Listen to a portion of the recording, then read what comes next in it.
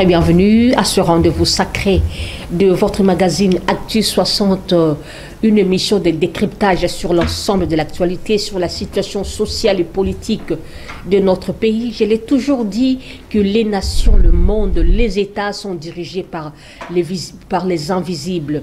Il en est de même avec tout ce qui se passe aujourd'hui dans ce pays. On a besoin des hommes, des religieux, des chefs spirituels, des hommes spirituels puissent intervenir quant à ceux. Mesdames et messieurs, la situation sociale du pays sécuritaire de l'Est dérange plusieurs personnes. Voilà pourquoi aujourd'hui, nous allons recevoir un homme religieux, un rabbin, qui va avec lui, nous allons discuter par rapport à ces grandes questions d'actualité du pays. C'est un habitué du magazine Actu 60 en la personne de Rabbin Rav Nodier Zabili. Je vous dis bonsoir. Bonsoir, Madame Minouchka. Comment allez-vous? Le maître du monde nous soutient, ça va très très bien. Ça fait longtemps. Exactement, j'étais en déplacement, j'étais en Éthiopie pour des raisons, je dirais, de recherche, comme j'ai l'habitude de chercher à comprendre un tout petit peu comment, sous d'autres cieux, les gens appréhendent la réalité et envisagent l'amélioration de l'existence. Et voilà, c'est à travers ces chocs des cultures, des idées, que naissent souvent le jaillissement d'une nouvelle pensée et d'une nouvelle prospective pour l'humanité. Parce qu'aujourd'hui, avec la mondialisation, nous avons évidemment besoin de plus d'ouverture d'esprit en vue de pouvoir inventer notre avenir. Rav, il y a quelqu'un qui m'a déjà posé cette question à plusieurs reprises. Les gens veulent savoir, il est de quelle religion? Ces enseignements proviennent, le soubassement, c'est de quelle doctrine? Ok, à cette question, je réponds généralement que je suis croyant en Mashiach, Yeshua. Hein. Nous savons que nous vivons dans une société où il y a tellement de qualificatifs et baigné dans cette atmosphère-là, on est qualifié de chrétien, je suis chrétien. Cependant, j'ai une autre approche qui est une vision complètement holistique et libérale de la foi aujourd'hui. Donc, je me laisse porter très souvent par la quête du savoir, par la quête de la connaissance qui a pour objectif cette quête-là, me permettre un tout petit peu de se hisser au haut de l'escalier et être vraiment au-dessus de tout ce qui nous limite en tant que croyants, parce que nous savons que la plupart des religions aujourd'hui ont tendance à circonscrire un tout petit peu la vision de croyants, raison pour laquelle ma position aujourd'hui semble un tout petit peu ambiguë, alors que le soubassement reste complètement christique, quand bien même que je me plonge très souvent dans le judaïsme, dans les traditions ésotériques telles que la Kabbalah, le soufisme. Donc je me laisse vraiment dans cette vision-là du monde qui est l'expatriement, n'est-ce pas, de mon cerveau en vue de pouvoir atteindre également certaines réalités. Ce qui est révélé est à nous. Bon, vous voulez dévoiler quel mystère? Je crois que quand on parle des dieux, il est important, déjà dans les contextes de notre émission, de pouvoir planter les décors et définir les choses. Dieu, c'est quoi d'abord? Pour moi, Dieu, c'est l'intelligence résiliente, dynamique, qui a su, n'est-ce pas, se développer dans son propre drame. C'est-à-dire que Dieu, dans son propre développement à travers l'histoire, parce que si vous lisez Philippiens, on nous parle de la kénose, le dépouillement du Christ. Dieu qui s'est fait homme, il est venu sur terre, il s'est dépouillé de toutes ses prérogatives en vue de pouvoir sauver l'homme.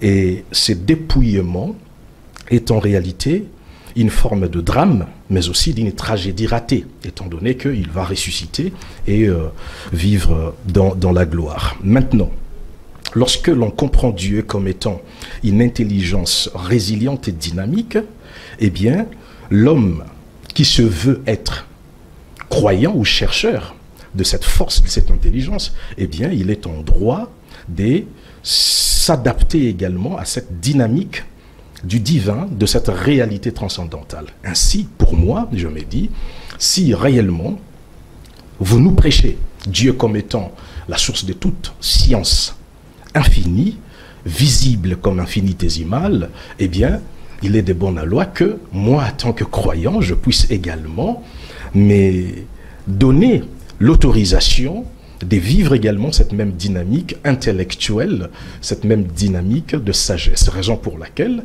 je cherche à comprendre. Si vous lisez même l'histoire de Salomon, vous allez vous rendre compte que Salomon, il était un chercheur, il était un savant, il était un homme de science. La Bible est claire là-dessus. Il a appliqué son cœur à connaître tout ce qui était dans la nature. Il a étudié les atomes, il a cherché à comprendre l'univers. Donc aujourd'hui, je pense qu'il est urgent que nous, en tant qu'acteurs religieux, nous puissions également associer à notre démarche de foi spirituelle cette passion pour la science et pour l'intelligence résiliente qui est Dieu. Parce qu'il a créé le monde et le monde a été détruit lors de la chute de l'homme. Ça veut dire que Dieu, il est un acteur qui a survécu dans divers drames à travers l'histoire. Alors c'est cette intelligence-là dont on a besoin également, nous, en tant qu'aujourd'hui humains, acteurs religieux, que ce soit politique, s'accommoder à cette intelligence afin de pouvoir trouver, n'est-ce pas, de voies et moyens à résoudre le problème qui nous assaille et qui nous dérange. Donc, ça ne vous dérange pas lorsque souvent vous êtes mal compris, surtout lorsqu'on vous voit votre habillement, oui, lorsqu'on voit votre réflexion un peu très élevée par rapport à la religion traditionnelle, ça ne vous gêne pas? Certaines personnes vous traitent d'occultistes, vous traitent de tous les mots. Ça ne vous dérange pas? Vous savez, nous n'êtes pas des fois culpabilisé? Non, du tout, parce que je suis en train de vivre au diapason de réalités qui sont miennes. Je voudrais ici vous dire un élément important. Dans la tradition d'Israël, lorsqu'on parle par exemple de la crainte des dieux, très souvent, pour les communs des mortels, lorsqu'on parle de la crainte des dieux, il s'agit là de fuir le mal. On nous plonge dans un raisonnement totalement binaire de la dualité. C'est-à-dire il faut fuir l'impudicité, le vol, etc. Alors que, bibliquement, lorsque l'on s'attarde sur le raisonnement des maîtres d'Israël, dans la tradition juive par exemple, la crainte des dieux signifie se réveiller chaque matin avec la conscience de responsabilité qui nous incombe vis-à-vis de l'existence. C'est-à-dire, lorsque je me réveille chaque matin, je me pose la question de savoir est-ce que je serai à la hauteur de la confiance que Dieu m'a faite aujourd'hui. Le fait de me garder ne serait-ce qu'en vie, c'est déjà une confiance immensissime. Alors, face à cette conscience de responsabilité, eh bien, je suis en posture de crainte des dieux. Donc la crainte des dieux pour moi, qui comprend les choses en profondeur, il ne s'agit pas de fuir le péché, de fuir le mal, mais au contraire, il s'agit d'être à la hauteur des attentes de la divinité vis-à-vis de mon existence. Dès lors que ce que je fais me place sur le chemin des attentes du divin, eh bien, je suis en paix. Et je suis à l'aise. Parce que je ne cherche pas à plaire aux hommes. Je cherche tout simplement à être en adéquation avec les réalités qui sont, n'est-ce pas, à l'intérieur de mon existence. Et, qui plus est, il faudra que je souligne cet élément qui est indispensable. Nous avons le choix dans la vie d'être dans la foule ou d'être des leaders. Il y a un professeur de philosophie qui est rabbin, que j'affectionne énormément, Marc Amawakinine, il a dit, dès lors que l'homme, en dépit des sciences apprises, n'arrive pas à inventer la vie, à apporter un plus dans les domaines de sa prédilection, eh bien, il reste une marionnette.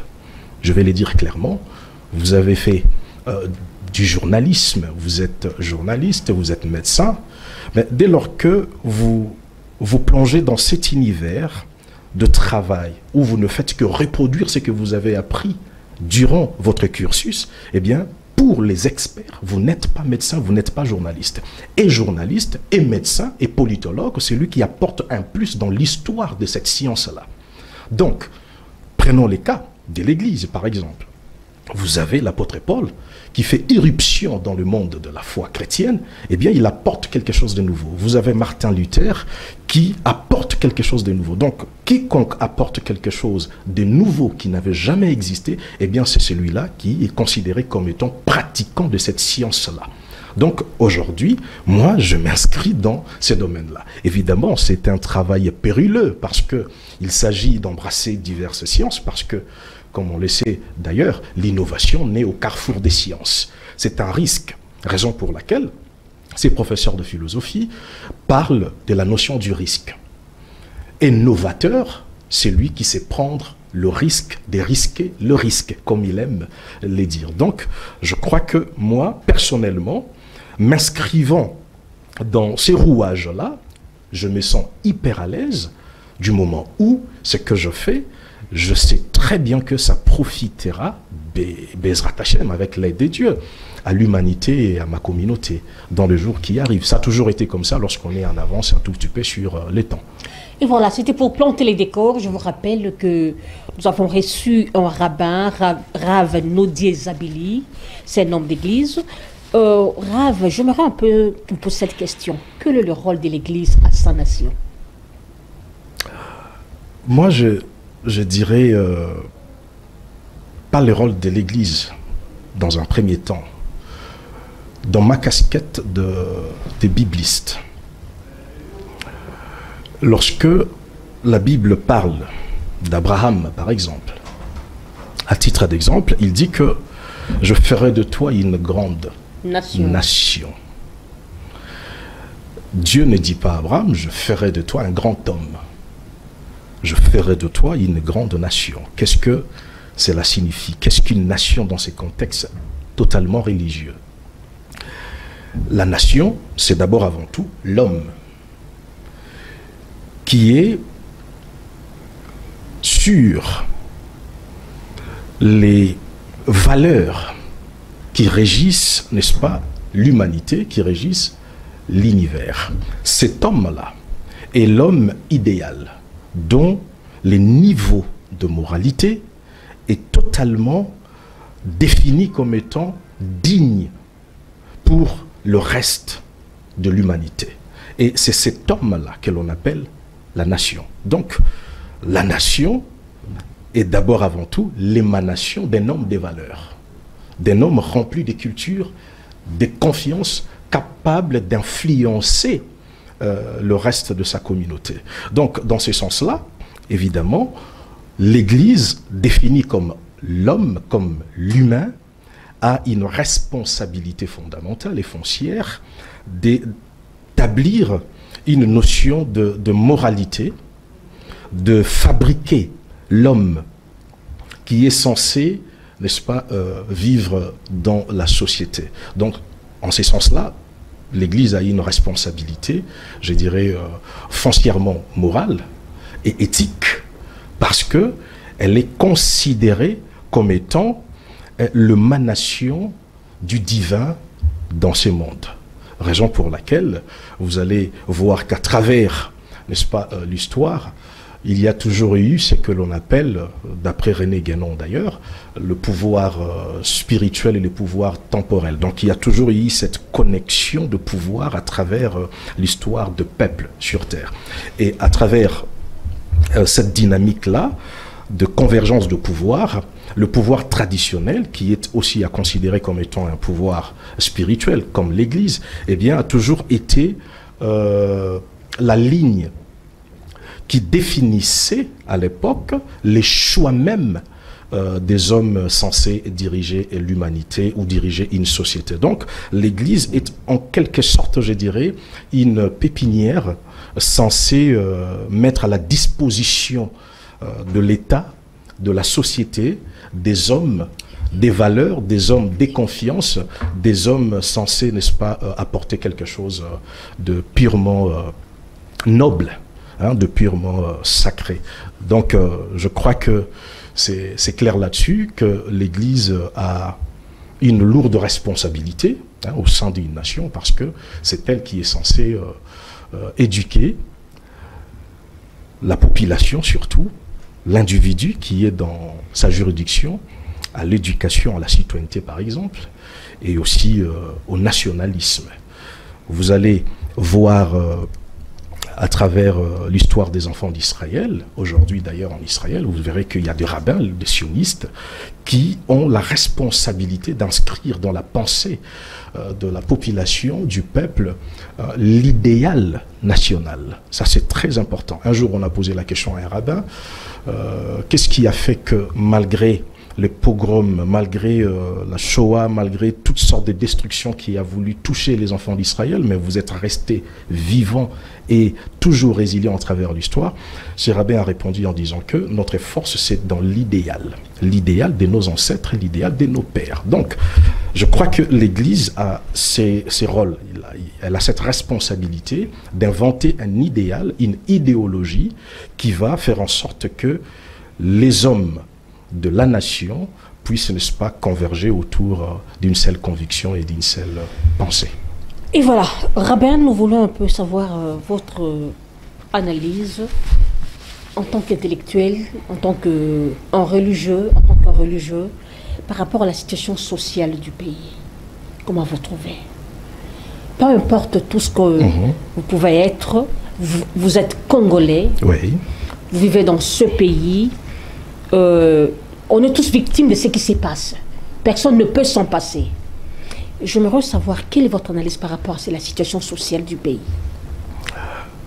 La grandeur de notre nation, de notre pays, nous exige aujourd'hui à prendre de la hauteur. Nous sommes un grand peuple. Nous avons reçu l'opportunité d'être aujourd'hui, comme l'a dit le ministre de la Communication, un pays solution. Cependant, lorsque nous parlons du social, par exemple, lorsque nous parlons de tout ce qui nous dérange en tant que Congolais, nous avons souvent tendance à réfléchir des manières totalement limitées, totalement éloignées de la réalité de notre propre grandeur. Qu'est-ce que j'attends par notre propre grandeur? Aujourd'hui, ce que nous vivons, ce que nous traversons, est la résultante d'une ignorance de ce que nous sommes.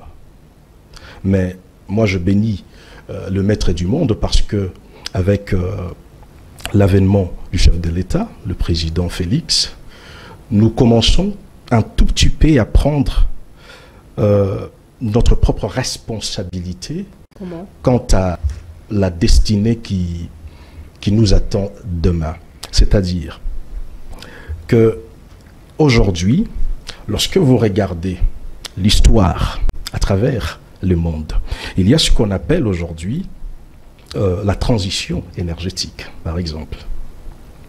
Et la RDC se retrouve dans une situation où elle a dans son sous-sol les éléments qui sont indispensables à l'économie mondiale et à l'efficacité mondiale dans les jours à venir.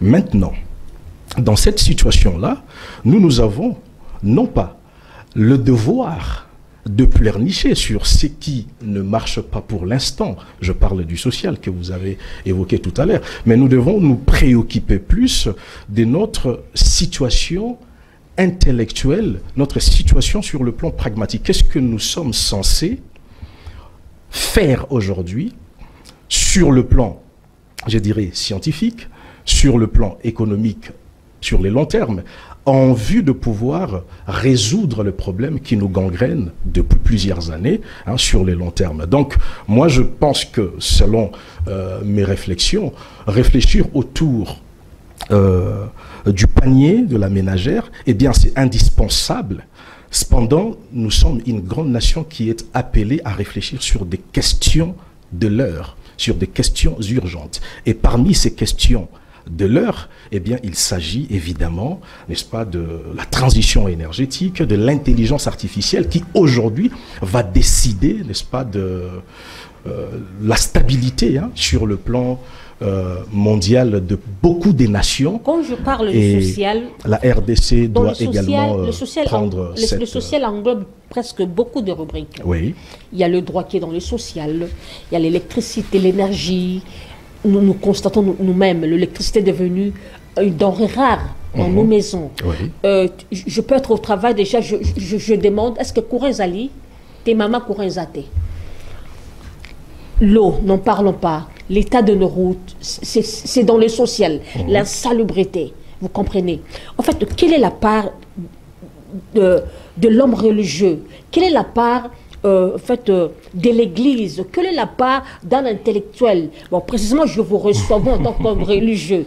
Quelle est votre part? Quelle est votre contribution par rapport à cette situation? Comment vous trouvez? Que faire? Vous savez, je comprends très bien votre question et votre démarche. Cependant, comme je le disais tout à l'heure, je propose une réflexion un tout petit peu au-delà de ce qui est objectif. Parce que nous pouvons évidemment parler de faits. Vous avez cité l'état des routes, l'électricité, etc. C'est les quotidiens de l'homme congolais. Cependant, moi je me dis, qu'est-ce que nous sommes appelés à faire aujourd'hui? Parce que si on reste cantonné sur ces réflexions critiques, évidemment, critiquer le pouvoir, c'est le rôle de l'opposition. Cependant, ça ne nous donne pas de l'ascendant sur la réalité à tant que telle. Parce que ces raisonnements-là risqueraient de nous réduire toujours dans une démarche de médiocrité, c'est-à-dire de critique acerbe, qui n'envisage pas des solutions sur les longs termes. Et les solutions sur les longs termes, la raison pour laquelle je vous conduis dans cette démarche-là, est de dire que, prenons les cas, par exemple, de l'Allemagne. Lorsque Martin Luther... On a même promis l'Allemagne d'Afrique ici. Un homme, et attendez, lorsque vous voyez Martin Luther, lorsqu'il a fait sa réforme protestante, eh bien, il a été entouré d'un homme très capital, qui était l'homme cerveau aux côtés de Martin Luther. Ce sont tous des religieux, ça fait partie de l'Église. Philippe Melanchthon. Philippe Melanchthon, il était un humaniste théologien, réformateur de l'éducation. C'est-à-dire qu'il a proposé une démarche intellectuelle aux côtés de la vision religieuse qu'avait Martin Luther. Donc, moi, je me dis, la solution, c'est de regarder d'abord l'homme congolais. Parce que très souvent, lorsque vous parlez du social, vous parlez de l'électricité, etc., l'état des routes, généralement, dans notre pays, nous pointons du doigt le gouvernement. Alors que nous avons une part de responsabilité, nous, en tant qu'Église. C'est-à-dire, l'Église, moi, je dirais que son rôle aujourd'hui, les églises de réveil particulièrement, son rôle est aujourd'hui de s'entourer de cerveaux et non des hommes de foi, des hommes qui prient. Parce que la nation n'a pas seulement besoin des hommes qui prient.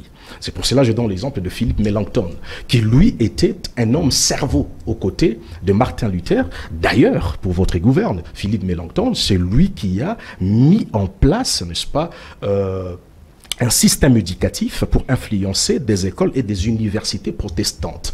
Et il a insisté dans sa démarche que l'Église protestante puisse, n'est-ce pas, former le peuple, les croyants, dans diverses sciences, les arts libéraux, y compris les langues anciennes. Donc, cette démarche-là scientifique, accouplée à la foi, a fait en sorte que, lorsque vous regardez les églises en Europe et vous regardez en Afrique, vous avez complètement en face de vous une vision totalement parallèle de la réalité spirituelle. Donc il y a de l'autre côté des gens qui ont la foi, qui évoluent, qui prospèrent, qui vivent bien, mieux, alors que chez nous, lorsque vous avez la foi est synonyme de quelqu'un qui est un raté, de quelqu'un qui ne peut apporter rien à son pays. Moi je pense que nous avons une part de responsabilité dans ce que nous appelons le social en général dans ces pays. Donc aujourd'hui, moi je pense que... Quelle est cette responsabilité-là? Notre responsabilité est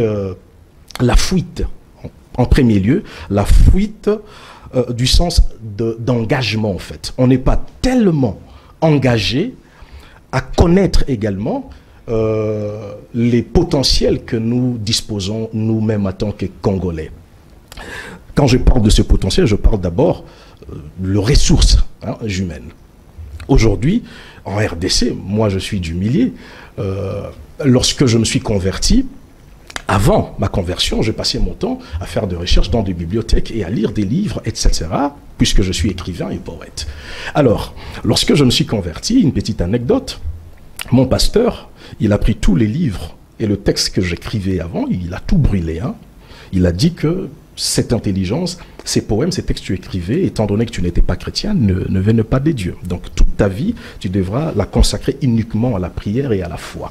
Donc vous voyez déjà, il y a un système, je ne sais pas, hérité ou héréditaire, qui est transmis à travers, n'est-ce pas, des prédications même, et la manière de voir l'humanité dans notre pays, qui fait en sorte que l'homme est déresponsabilisé. L'homme congolais se déresponsabilise. Nous pointons souvent du doigt. Et on a toujours tendance à avoir une position victimaire. C'est-à-dire comme quoi, eh bien, c'est l'autre qui nous cause du tort, alors que nous sommes en grande partie acteurs et responsables de notre devenir. Parce que le devenir est dans le dépassement. Nous devrions nous poser la question, qu'est-ce qui fait que aujourd'hui, nous nous retrouvions dans cette situation? À partir de questions simples, basiques, nous aurons maintenant la possibilité d'élaborer des plans de sortie tels que mettre en place un système de réforme de l'éducation, mais cette réforme-là devra normalement toucher, premièrement, moi en tant qu'acteur religieux, le secteur des églises de réveil. C'est-à-dire commencer d'abord par former des leaders, des pasteurs, à la citoyenneté par exemple et au nationalisme, et leur communiquer quelques notions scientifiques de l'heure face à la mondialisation aujourd'hui. Cela va nous permettre aujourd'hui en tant que Congolais d'avoir au-delà du gisement qui est le sous-sol, également un gisement intellectuel de qualité pour faire face, n'est-ce pas, aux enjeux mondiaux qui nous touchent aujourd'hui. Vous venez de soulever une question très importante de votre ex-pasteur, s'il faut le dire, qui avait brûlé vos textes, vos poèmes, en disant que vous êtes consacré, travaillé à temps plein à l'église. Est-ce que vous, en tant qu'acteur religieux, est-ce que dans vos enseignements, vous parlez aussi de l'entrepreneuriat? D'ailleurs, nous avons dans notre programme de la Fondation messianique des alpinistes un projet intitulé la Fondation quoi, la Fondation messianique des alpinistes de notre ordre. Dans notre fondation, nous avons un programme, un projet dénommé le projet Tyrannus à l'aune de 2035. Dans ces projets, nous visons, parce que nous travaillons déjà, parce que tout mon temps est consacré à la formation des hommes, de pasteurs à travers les pays et à l'étranger généralement.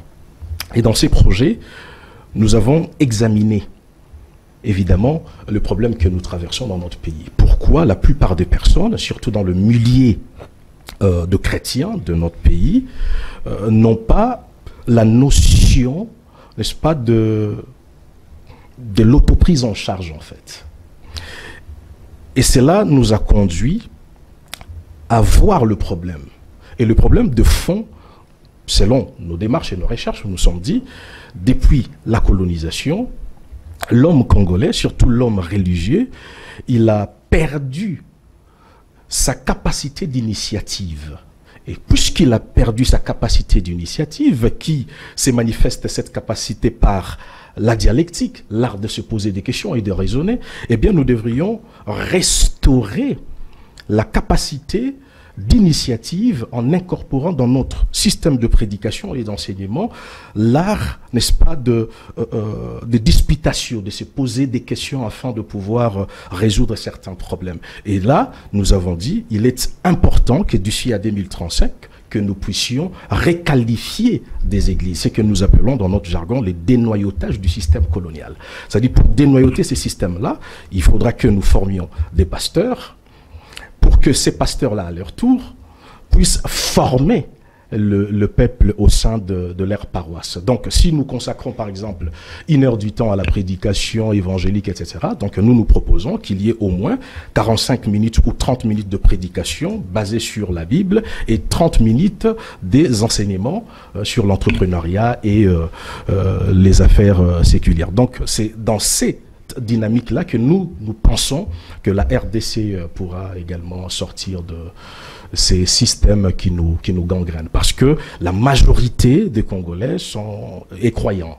Vous voyez, la majorité est croyante, donc nous devons évidemment trouver des moyens pour pouvoir résoudre ces problèmes-là sur le long terme. Parce que ce que moi je refuse aujourd'hui, c'est de m'attarder sur la question, sur la réalité qui nous dérange déjà et dont nous n'avons pas des solutions adaptées par rapport au contexte actuel. Donc nous devons envisager sur le long terme qu'est-ce que nous pourrions faire pour résoudre ces problèmes-là. Si vous ne vous occupez pas de la politique, elle s'occupera de vous. Ouais.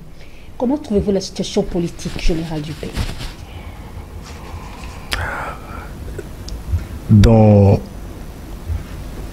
Avec le recul, je dirais, j'observe ce qui se passe dans mon pays. Et comme je le disais tout à l'heure, aujourd'hui, personnellement, moi, j'observe ce que le chef de l'État a accompli sur le plan diplomatique. Quand j'analyse sa démarche et la démarche du gouvernement,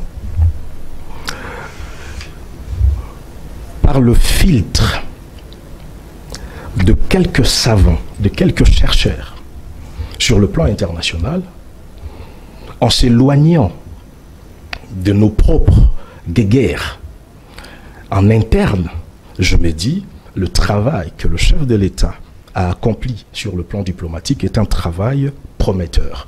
C'est un travail qui va, si nous continuons à marteler sur l'essentiel, c'est-à-dire la redynamisation de potentialité de l'homme congolais sur le plan intellectuel, eh bien, c'est un atout majeur qui va nous garantir la sécurité et la paix dans les jours à venir. Je m'explique. Nous le savons que la situation qui sévit d'ailleurs à l'est du pays a perduré depuis plusieurs années. On parle de 30 ans.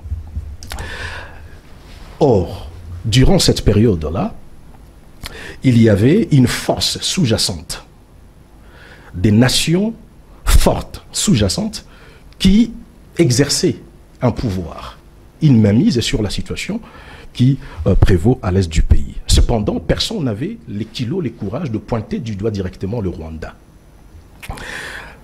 Nous avons vécu ici, d'ailleurs on le vit tous les jours, il y a des gens qui critiquent, qui parlaient. Mais je vais vous donner ici un regard complètement éloigné de notre milieu.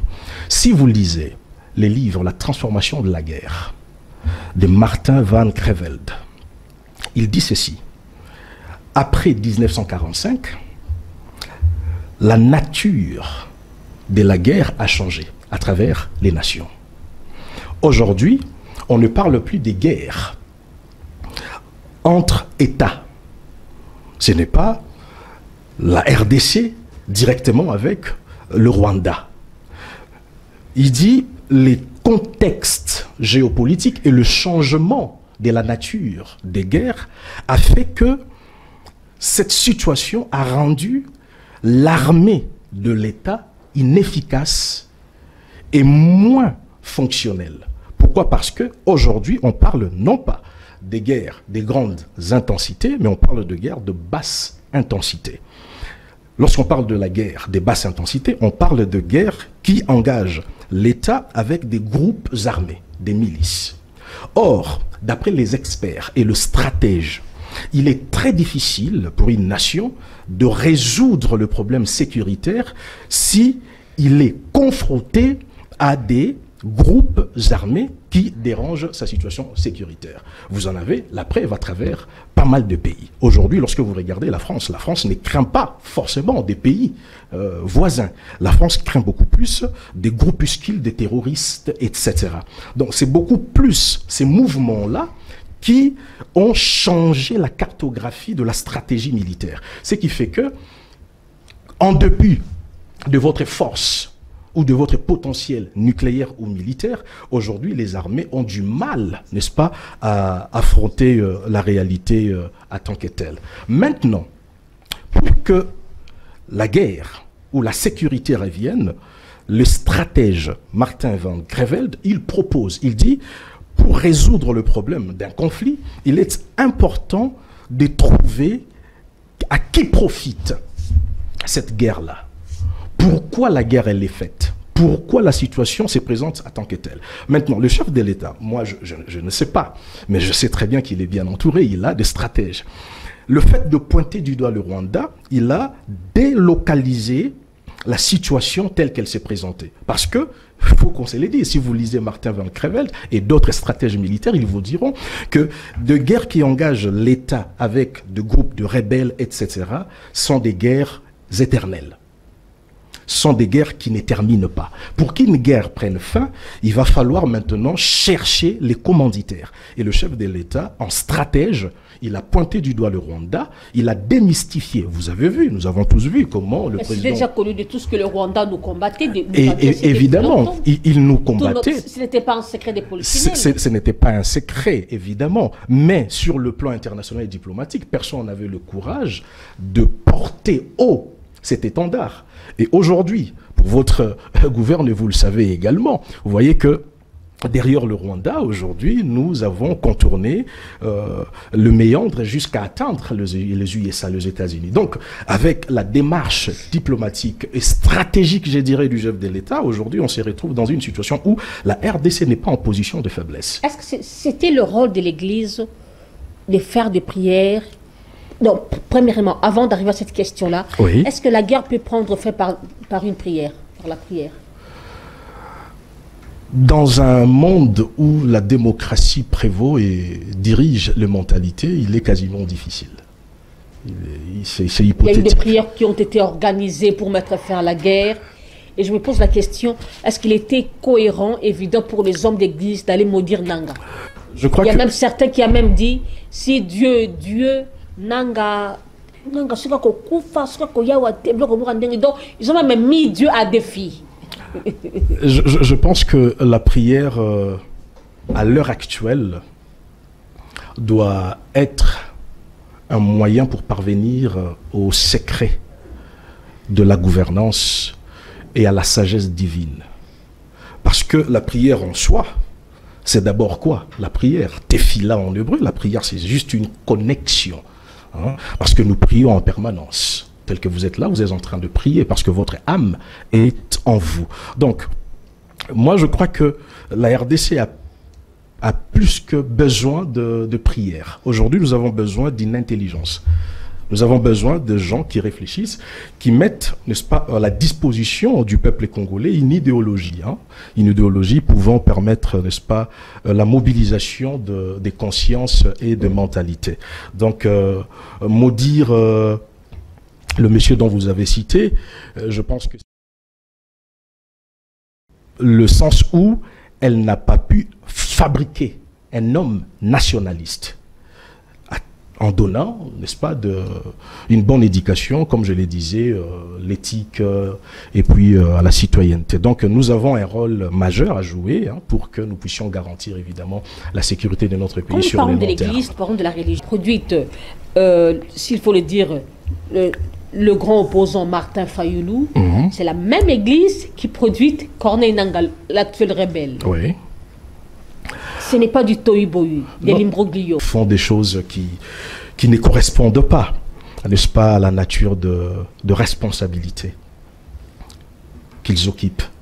Mais jamais on pointe du doigt les universités européennes où ils ont étudié. Pourquoi on ne parle pas de leur parcours, on ne parle que de l'Église? Moi, je pense que le cœur de l'homme est tortué, en fait. L'Église n'a pas la responsabilité, je dirais, à 90% de l'état d'âme d'une personne. L'Église, c'est un projet. L'Église propose le salut. L'Église parle de Jésus. et l'Église ne force personne. Voyez-vous, la Bible est claire là-dessus, car Dieu a tant aimé le monde, il a donné son Fils unique, afin que quiconque croit en lui ne périsse pas, mais qu'il ait la vie éternelle. Donc l'homme a une part de responsabilité. D'ailleurs, je vais vous dire une vérité. Dieu a créé l'homme en lui donnant ce que nous appelons les libres arbitres. Donc, sans les libres arbitres, eh bien, l'homme ne sera qu'une machine, un robot. Donc, étant donné que nous sommes des divinités à part entière, donc nous avons les libres choix, nous avons la liberté. Donc, ce qui prouve suffisamment que ces gens-là sont libres, eh bien, c'est les décisions qu'ils prennent. Cependant, il y a un problème. Les problèmes, moi, je le vois sous le regard, ou je dirais sous l'angle d'un projet que proposait René Guénon. Il dit, les hommes qui dirigent doivent être des hommes qui sortent d'une caste particulière. Lorsqu'on parle de caste particulière, autrefois dans les sociétés traditionnelles, la caste signifie la nature intérieure, profonde de chaque être humain. Raison pour laquelle, vous verrez, dans les sociétés traditionnelles, il y avait des familles qui fournissaient des guerriers. Il y avait des familles qui fournissaient des agriculteurs. Il y avait des familles qui fournissaient des rois, etc.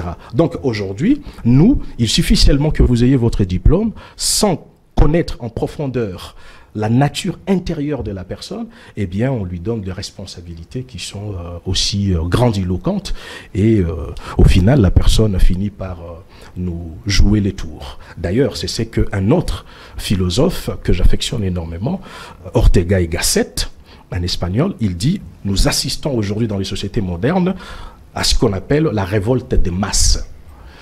Les masses aujourd'hui occupent les positions stratégiques. Qu'est-ce qu'il attend par les masses? Il dit, les masses, ce ne sont pas de personnes moins éduquées. Non.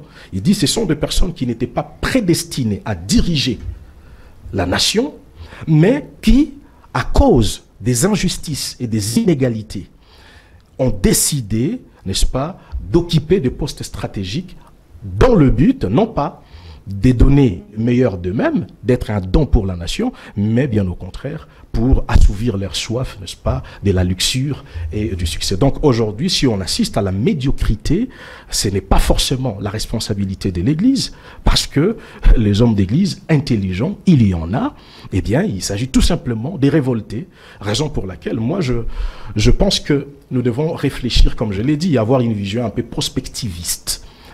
Pour notre pays, qu'est-ce que nous souhaitons d'ici à 2030, par exemple.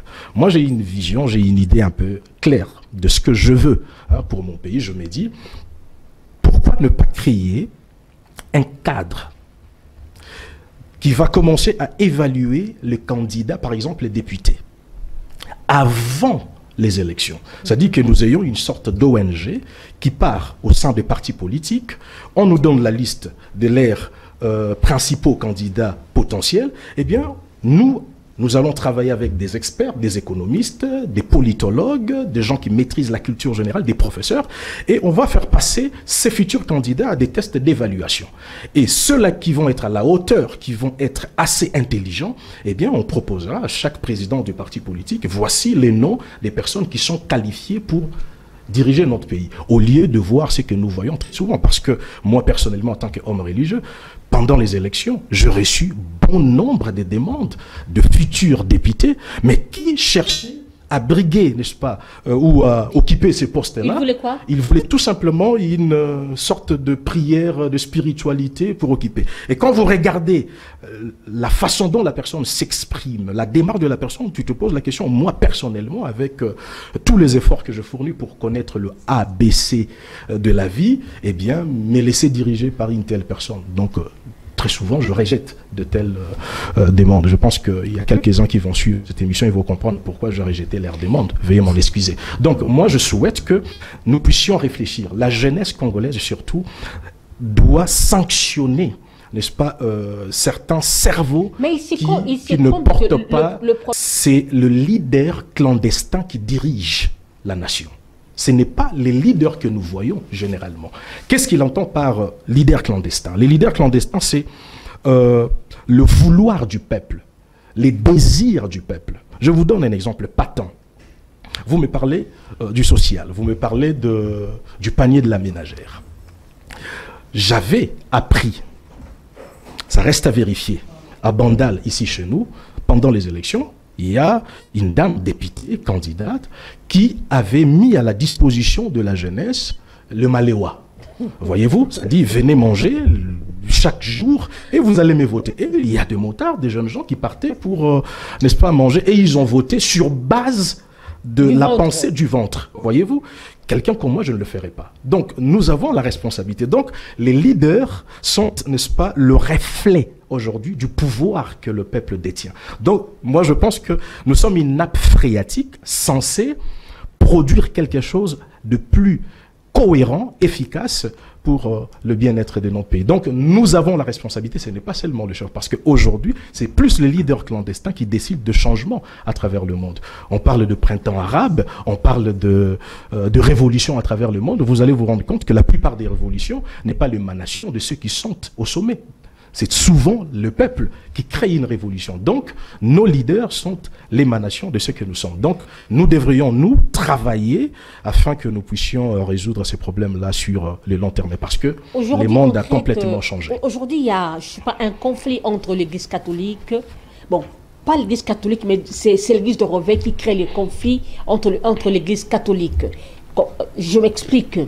À chaque fois que l'Église catholique donne une position face à la situation du pays, c'est l'Église de Reveil, certains leaders, entre guillemets, qui s'y opposent, qui s'attaquent, qui attaquent même le cardinal, en citant son nom, qui attaquent les prélats. Comment vous trouvez ça? Moi, je l'avais dit sur ce plateau et je réitère, les églises de Reveil ne pensent pas. C'est là où il y a le problème.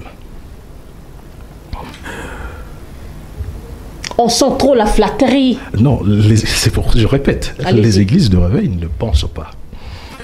Je prends cette réflexion de façon ramassée. Lorsque vous regardez l'échantillon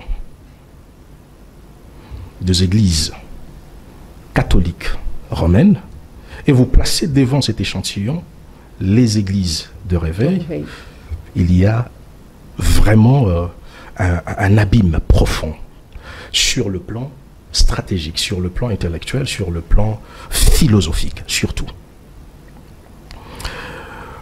Pour que l'Église soit un élément majeur, un maillon majeur à l'évolution d'une nation, pour qu'il soit un partenaire fiable aux côtés des hommes que nous qualifions des hommes politiques, et pourtant sont des hommes des sciences, des hommes de lettres. Il est de bonne loi que l'Église s'habille de vêtements qui correspondent aux réalités de ces secteurs-là. Vous avez évoqué tout à l'heure la réalité des églises face à la situation du pays. Très souvent, on cherche à résoudre par la mystique, par la prière. Alors que les églises catholiques ont un cahier de charges. L'église catholique a un projet clair. Alors que les églises de Réveil ne passent son temps qu'à maudire les opposants, à maudire soit le rebelle, en n'ayant aucun soubassement rationnel, philosophique, pour résoudre ces problèmes-là. C'est là où il y a le problème. Prenons un exemple simple. Lorsque le président Donald Trump, il a été élu, automatiquement, il a signé un décret qui annonce la politique de l'administration visant à faire de l'Amérique la capitale de l'intelligence artificielle. Et il ajoute dominer dans ces domaines-là. Or, quand on parle de l'intelligence artificielle, pour la plupart des personnes, ils ignorent que la RDC est un acteur majeur dans cette révolution technologique qui bat déjà son plein dans cette époque. Donc, la question géopolitique de notre pays, allez-y demander aux pasteurs des églises de Réveil, la plupart ne voient pas les choses sous cet angle-là. C'est-à-dire, nous voyons l'Est du pays, nous voyons le Rwanda, et pourtant, sur le plan stratégique, la RDC a besoin aujourd'hui des pasteurs capable de proposer, n'est-ce pas, une vision des sorties des crises telle que... Mais le comble est qu'on se réveille un matin, c'est Ronnie Mandela qui devient pasteur, on arrive le soir, c'est des anges à la régie qui vous disent j'abandonne la régie, Dieu m'a appelé à temps plein, je deviens archevêque. C'est ça le comble aussi. Eh bien, je crois que ça c'est la faiblesse de notre peuple. C'est le fidèle qui permettent ces genres de situations. Nous devrions être exigeants. À chaque fois que je prends la parole, alors l'État, à chaque fois que j'enseigne, l'État n'a pas un mot par rapport à cette pratique, par rapport à cette situation. Essayez un peu de régulariser, de réglementer ces secteurs. On parle de la laïcité, madame. On parle de laïcité. Vous parlez de séparation de l'Église d'avec l'État. Moi, je salue d'ailleurs en passant le travail que le ministre de la Justice, Constant Mutamba, est en train de faire dans ces secteurs-là. Mais je me dis, il y a encore des choses à faire, parce qu'aujourd'hui, par exemple, donner de permis de culte à certains pasteurs qui ne sont pas formés, ce n'est pas forcément résoudre le problème dans le fond. Moi, je pense qu'il va falloir, je souhaite, s'il existe une jurisprudence, que l'État puisse s'immiscer un tout petit peu dans ces affaires-là, afin de pouvoir apporter une touche intellectuelle. C'est-à-dire qu'on évalue un tout petit peu l'homme qui est censé communiquer la pensée. Parce que, comme je le disais tout à l'heure, ce qui fait la force d'Israël aujourd'hui, c'est quoi? C'est le raisonnement sioniste.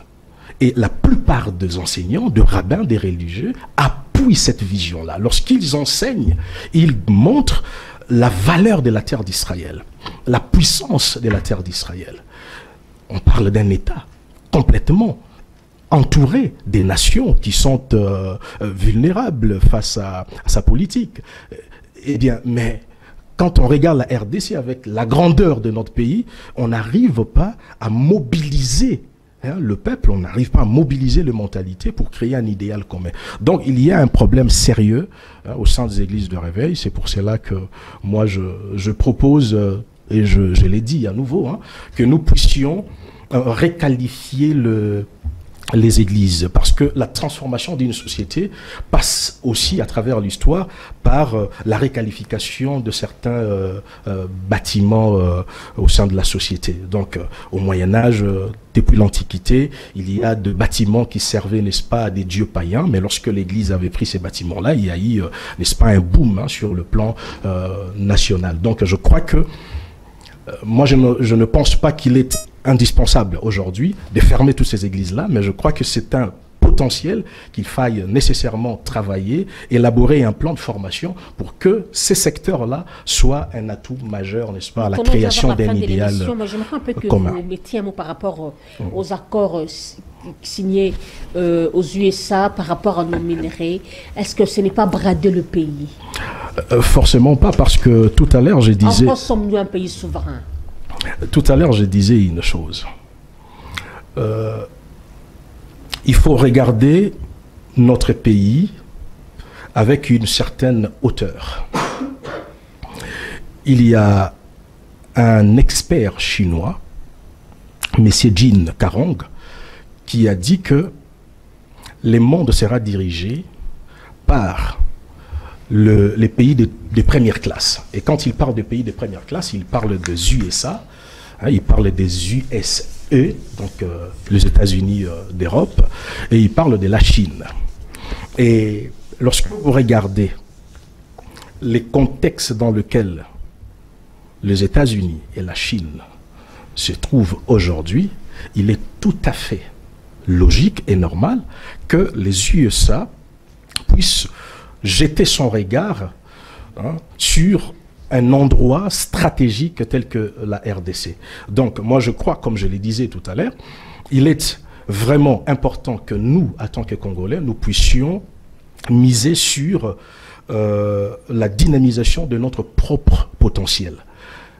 Parce que j'ai fait une petite réflexion avant de venir. Lorsque vous regardez le Rwanda qui est démystifié, qui est placé autour d'une table, signant cette déclaration de principe aux côtés de la ministre des Affaires étrangères, le Rwanda n'est pas en position de force. selon mon avis. Pourquoi le Rwanda n'est pas en position de force? Tout simplement parce que, sur le plan stratégique, économique, la croissance démographique au Rwanda est totalement exponentielle. Et dans les jours qui arrivent, le Rwanda aura du mal à répartir, n'est-ce pas, ses biens à toute la population. Donc, c'est-à-dire, il y aura un problème, un conflit au niveau de partage de richesses, par exemple. Alors, le Rwanda a tout intérêt de rester comme une certaine marionnette des USA afin de pouvoir ramasser le miette, il faut qu'on les dise comme ça, qui tombe, n'est-ce pas, de richesses de la RDC. Et maintenant, le chef de l'État ayant compris cela, il a joué une carte stratégique d'aller à la source du problème. Parce que il y a un monsieur Patrick Martineau qui a travaillé sur la question des minerais de l'Est de la RDC à l'Université de Canada. Il dit que face à la situation sécuritaire de la RDC, lorsqu'on parle de la filière colombo-tantalite, le coltan, il dit il faut se poser la question de savoir à qui profite cette filière-là, colombo-tantalite. Et cet homme, il dit, cette filière des minerais congolais, ces combos de minerais qu'on appelle les coltans, profitent aux Américains. Mais il fut à un moment donné... Les anges, accorde-moi 2 minutes, s'il vous plaît. Donc il dit que les États-Unis, parce que lui, il a fait son mémoire, et c'était en 2008 qu'il parlait de cela, que ça profitait aux USA. Mais à un moment donné, il dit que non, ces minerais ne profitaient plus aux USA, ça profitait aux Asiatiques. Mais aujourd'hui, si les USA prennent les dessus sur ces dossiers, je crois que c'est tout simplement parce que si vous avez suivi les dernières informations, la Chine, face à la situation économique et des taxes douanières imposées par les USA, a bloqué l'exportation des lithium et de certaines matières. Et aujourd'hui, on voit les USA porter sa main sur l'affaire de la RDC. Donc, il y a là totalement une situation qui va nous permettre à nous, Congolais, de pouvoir retrouver en position de force parce que le Rwandais est démystifié. Cependant, moi je pense que la solution aujourd'hui, nous devrions faire comme les Chinois. Qu'est-ce que les Chinois ont fait? Je vais citer par là. En 1995, sous Clinton, les Chinois ont acheté bon nombre d'entreprises au Canada, que ce soit aux USA. Et on parle de l'affaire Magnequash. Donc, c'est qui a fait que, en achetant des usines, des entreprises qui fabriquaient des aimants au Canada, aux USA, les Chinois ont pu exporter, prendre cette intelligence, ces propriétés intellectuelles et ont ramené ça chez eux en vue de pouvoir fabriquer des bombes et des missiles. Moi, je pense qu'aujourd'hui, c'est que moi, je proposerais, je donnerais comme conseil, au lieu que nos hommes politiques, au lieu que nos hommes politiques achètent des maisons à l'étranger, je souhaite qu'ils aillent acheter des entreprises qui fabriquent des nouvelles technologies afin de pouvoir prendre cette intelligence-là, ces propriétés intellectuelles et le ramener ici au pays afin de pouvoir faciliter la croissance intellectuelle de la jeunesse congolaise. Parce que pour que nous soyons souverains, nous devrions être un potentiel nucléaire. Et la RDC a ses moyens. Rav Nodier Zabili, merci d'avoir répondu à notre invitation. Merci beaucoup, Madame Bilushka. Et voilà, mesdames et messieurs, nous vous rappelons que nous recevions pour vous un acteur religieux. Vous voyez, c'est un intellectuel. On ne peut pas rester toujours borné dans l'église. Nous devons aussi parler nation. Il a émis son intervention, ses analyses par rapport à ce qui se passe dans le pays. En tout cas, nous sommes très heureux. Ça ne sera pas la dernière fois de discuter par rapport à ce qui concerne la nation. Merci beaucoup, madame. Merci à Roni Manzila, merci à des anges. Bonne fête des travailleurs à tout le monde. Que Dieu bénisse la RDC, que Dieu protège nos FARDC et que Dieu garde son peuple. Au revoir, Inch'Allah.